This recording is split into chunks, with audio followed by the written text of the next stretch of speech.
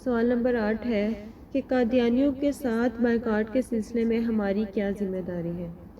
جواب ہے کہ احمدیوں، قادیانیوں اور مرزائیوں کے ساتھ معاشرتی مذہبی میل جول اسلامی شریعت کے اعتبار سے قطعاً ناجائز ہے۔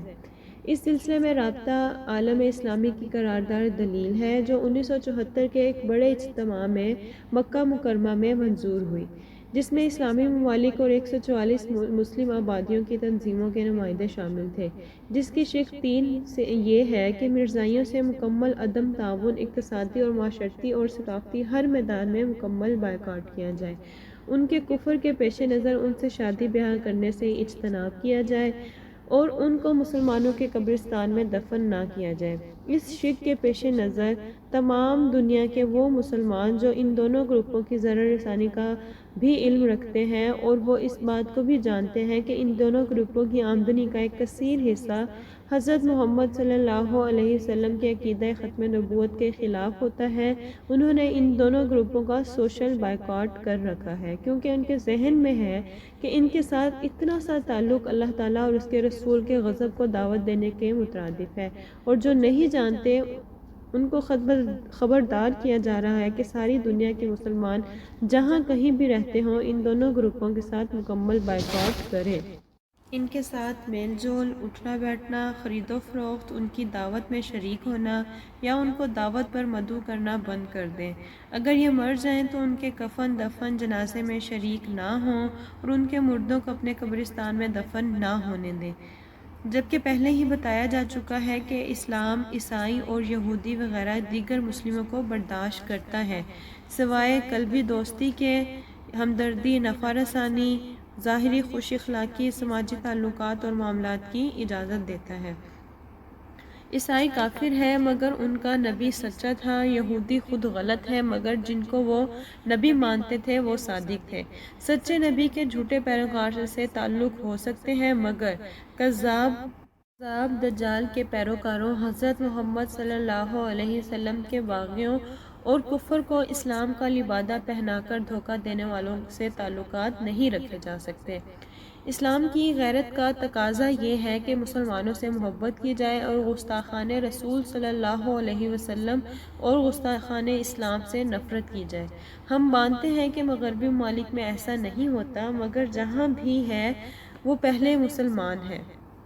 بعد میں کچھ اور۔ اگرچہ شریعت کے اصل حکم کو ہم یہاں جاری نہیں رکھ سکتے، مگر کم از کم جس عمل کو ہم اپنا سکتے ہیں تو وہ اپنائیں، وہ یہ ہے کہ ہم مرزائیوں کے دونوں گروپوں، خواہ وہ لاہوری ہوں یا قادیانی، ان سے مذہبی، سماجی اور معاشرتی کسی قسم کا کوئی تعلق نہ رکھیں، اور ان تمام پروڈکٹ کے ساتھ بائیکاٹ ضروری ہے جو آپ سکرین پر ملاحظہ کر رہے ہیں۔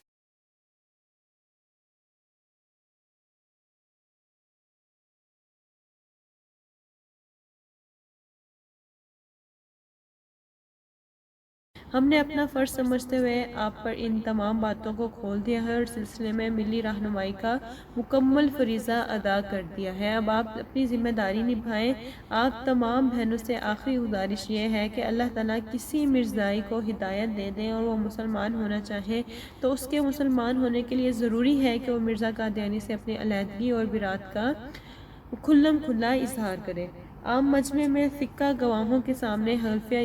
اقرار نامہ لکھے اور منہ سے کہتا جائے کہ میں فلاں بن فلاں سکنہ فلاں مرزا غلام احمد قادیانی کو دجال، کذاب، کافر اور دائرہ اسلام سے خارج سمجھتا ہوں اور اس کو نبی، رسول، مسیح موعود، مہدی موعود، مجدد، مصلح، عالم یا مسلمان ہی نہیں مانتا، اور اس طرح اس کے ماننے والے گروہوں کو، خواہ مرزائی قادیانی ہوں یا مرزائی لاہوری جو اپنے آپ کو احمدی قادیانی اور احمدی لاہوری کہتے ہیں، کو کافر اور دائرہ اسلام سے خارج سمجھتا ہوں۔ آج سے میرا تعلق ان سے بالکل ختم ہے اور آئندہ میں ان میں سے کسی سے کوئی تعلق نہیں رکھوں گا۔ جو میرا مرزائی لاہوری یا قادیانی گروہ سے تعلق تھا اس پر میں سب لوگوں اور ان گواہوں کے سامنے توبہ کرتا ہوں اور اپنے اسلام لانے کا اعلان کرتا ہوں۔ اسلام نامہ، توبہ نامہ ہر بالغ مرد و عورت کے لیے لازم ہے۔ ہم نے عقیدہ ختم نبوت کے تحفظ کے تعلق سے چند چیزوں پر روشنی ڈالی ہے۔ کہ قادیانی اور لاہوری دونوں گروپوں کو کافر سمجھا جائے، ان سے دنیا بھر میں مذہبی معاشرتی مکمل بائیکاٹ کیا جائے، اور اگر ان میں سے کوئی مسلمان ہونا چاہتا ہے تو اس کے لیے ضروری ہے کہ وہ مرزا غلام احمد قادیانی اور اس کے ماننے والوں سے اپنی علیحدگی اور برات کا اظہار کرے۔ شروع کرتے ہیں آج کے لیکچر کا آخری سوال، تحفظ ختم نبوت کے لیے ہمیں کیا کیا اقدامات کرنے چاہیے؟ جواب، تحفظ ختم نبوت کے لیے ہمیں ہر قسم کے اقدامات کرنے چاہیے، خواہ وہ تحریر کی صورت میں ہو یا تقریر کی صورت میں ہو، مناظرے کی صورت میں ہو یا اجتماعی ہو، انفرادی ہوں،